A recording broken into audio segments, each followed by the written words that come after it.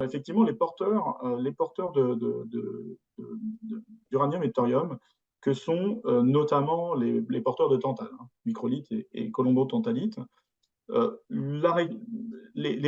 Comment dire, les rendements ne sont pas encore finalisés, bien entendu, mais on peut considérer que grosso modo, on va récupérer environ la moitié. Voilà. Donc, la moitié de l'étain et du tantale qui sont dans la roche extraite vont être concentrés dans un produit, un concentré d'éléments qui seront ensuite valorisés sur des marchés.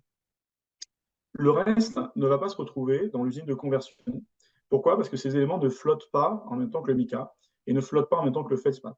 Donc ces éléments qui restent vont se retrouver, en fait, de même qu'ils étaient au départ dans le volume extrait, ils vont se retrouver dans le volume remis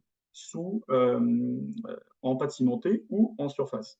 Je précise que l'exploitation actuelle de kaolin, hein, l'exploitation actuelle de kaolin produit ce type de résidus et que effectivement le rendement n'est toujours pas de 100% non plus dans l'exploitation de kaolin et que les mesures sont très très faibles. Je me permets de partager une slide qui détaille justement la partie radioactivité du granit de Beauvoir. Il y a une radioactivité naturelle, 10 ppm partie par million, hein, d'uranium et 3 ppm de thorium pour Beauvoir, pour environ 12 ppm et 4 d'uranium, 12 ppm de thorium et 4 ppm d'uranium en moyenne pour les granites, sachant que les granites français, armoricains et du Massif central sont en général des teneurs plus élevées.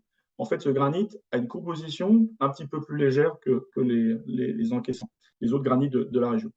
Euh, dans ce cas-là, en fait, ce qui se passe, bah, c'est que on n'augmente pas la radioactivité présente.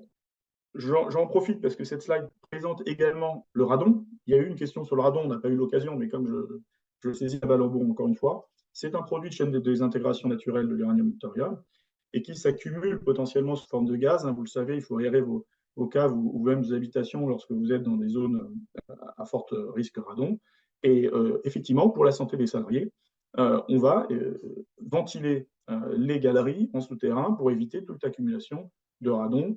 Il y a des détecteurs. On a nous-mêmes, même aujourd'hui, comme on manipule des éléments qui sont naturellement radioactifs, on équipe nos salariés de détecteurs et on suit tout le devenir, la gestion et le devenir de ces matériaux.